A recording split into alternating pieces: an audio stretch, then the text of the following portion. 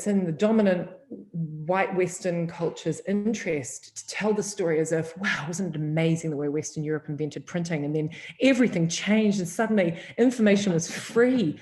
The point is not, it's a bad idea to make information free.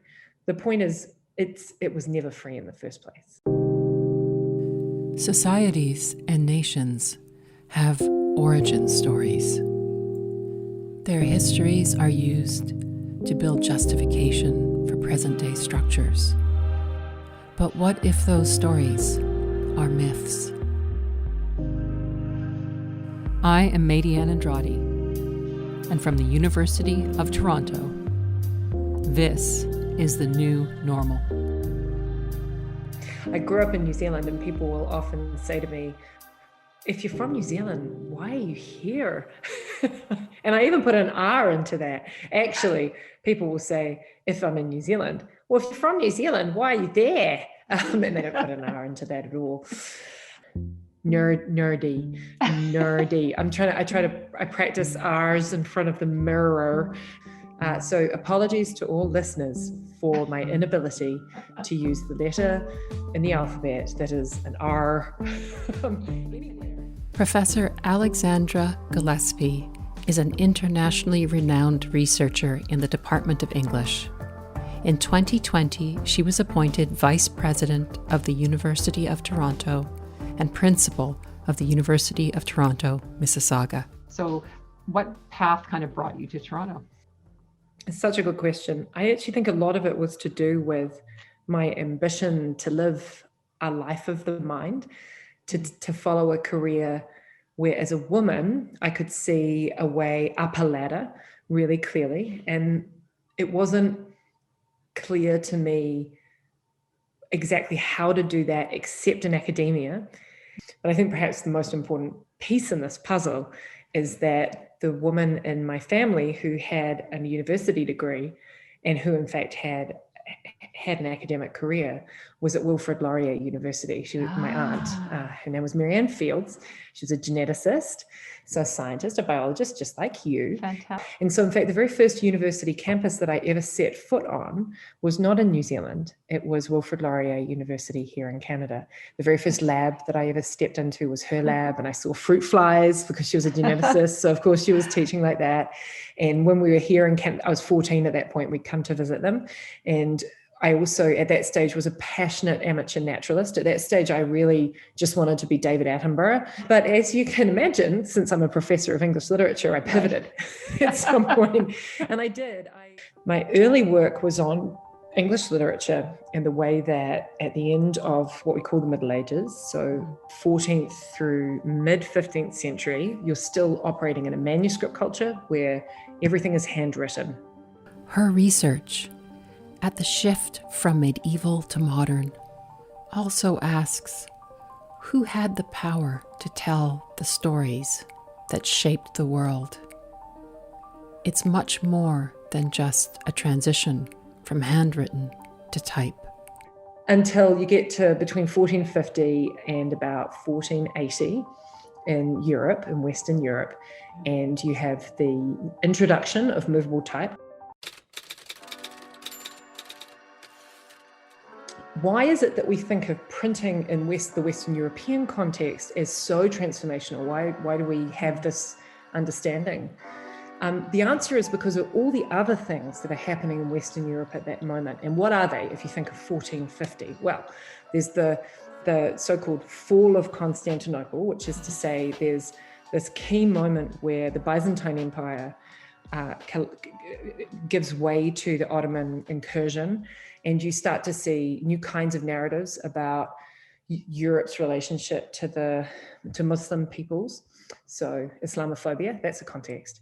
Mm-hmm. Another context is the Portuguese incursions in Africa and the beginning of the enslavement of African people and the beginning of the transatlantic slave trade. Mm-hmm. That's huge. In 1492, rather famously, someone called Christopher Columbus sails the ocean blue and shows up in Mesoamerica and starts the genocide there. And they had an amazing book culture and the Aztec and Mayan civilizations. So that's happening. Mm-hmm. We're also seeing changes in the way that that economies work, which have got to do with banking systems, credit systems. But what I would say is that the key things there, to my mind, are the rise of modernity on the basis of belligerent, violent colonialism and the enslavement of African peoples in particular, and the way that those two things lead to an extraction of wealth from the whole globe to Western Europe. And what that means is that Western Europe gets to tell its story about printing, not just tell its story about printing, but actually it gets to take its technology of printing and spread it around the whole world. To me, and this is a very different way of thinking about the history of text technological transformation from the way we normally tell it, from, for instance, the way our late colleague at the University of Toronto, Marshall McLuhan, tells it, which is that it's the messages in the medium, right? That it's the medium that changes everything. I'm like, no, sure, the medium's incredibly. So then, as now, the medium is the message, but it is also a tool that confers, perpetuates, and expands power. But it's the medium in its very specific socio-political, economic, and historical context that determines the way that the medium got used, and also the way that we think about what that medium is, the way that it, what its power was, and so on. And it's in our interests. I say our, and I'm speaking at this moment as a settler colonizer in Canada and as a previously a settler colonizer in New Zealand. It's in the dominant white Western culture's interest to tell the story as if, wow, wasn't it amazing the way Western Europe invented printing? And then everything changed and suddenly information was free. And suddenly there was enlightenment and science and democracy. And we got rid of the awful Catholic Church. I mean, they're still there, but they were awful. So we mostly got rid of them, and all these other kind of narratives of Renaissance, Reformation. I mean, Renaissance, rebirth, right? We got rid of the whole Dark Ages. We didn't like the darkness. We went back to those really nice white Italians with all their white statues. It was so great. All these myths, instead of saying, actually, what happened at exactly that moment is we started enslaving people and extracting wealth from, invading the rest of the world and extracting wealth from it and bringing it back to Western Europe. That was the pattern. And at the time, one of our tools, for sure, no question, was the printing press, along with better sailing ships, better uses of gunpowder, etc. Sure, technology helped us with that. Was it the inventions, or was it the wealth that we were extracting from other parts of the world that gave us this power? Was it because we were so clever and ingenious that we made these inventions, or was it that we took other people's labor for free, violently? So it's not the democratization of information, say, which is no, because I think we've seen that doesn't work so well. Have you read Parler lately? Exactly. The democratization of information is not per se let's follow liberating. Up on that. Let's follow up on that, because that's where I wanted to go eventually, which is. Do you remember your history classes? If I asked you, who invented the printing press, what would you say? What if I told you you're likely to be wrong? This is one of the myths that spread along with colonization. We have made the story of printing and of the advance of media and information technologies and text technologies.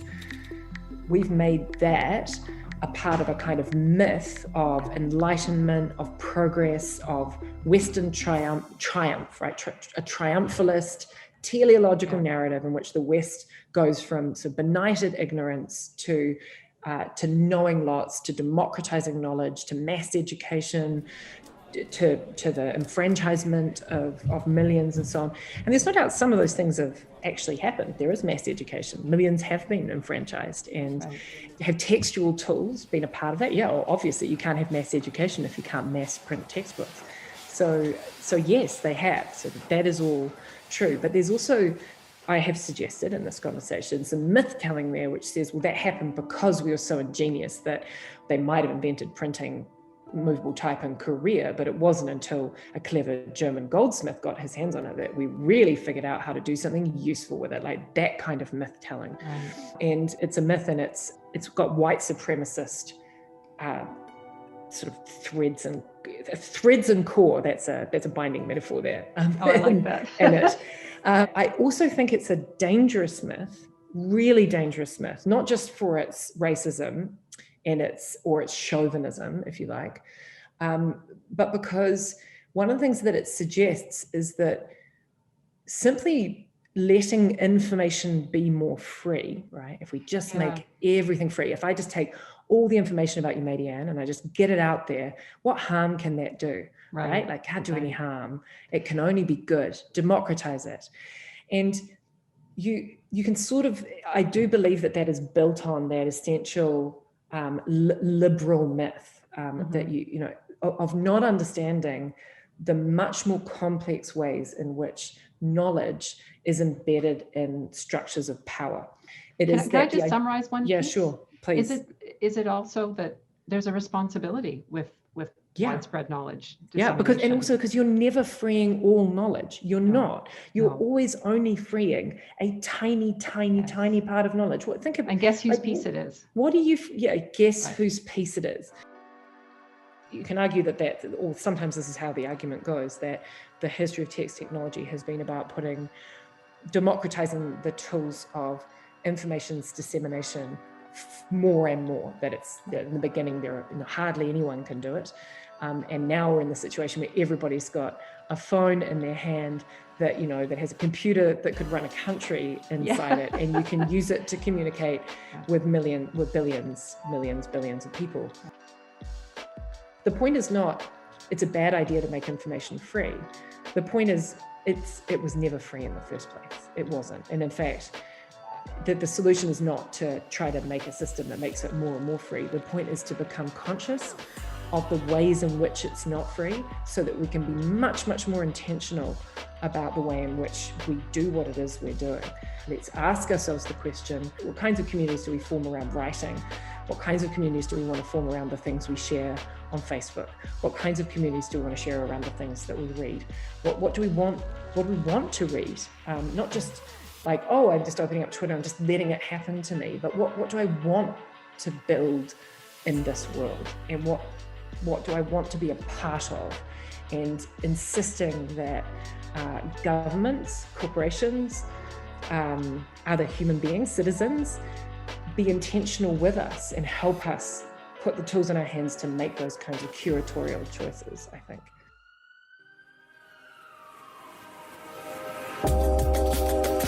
I am Maydianne Andrade. This is the new normal.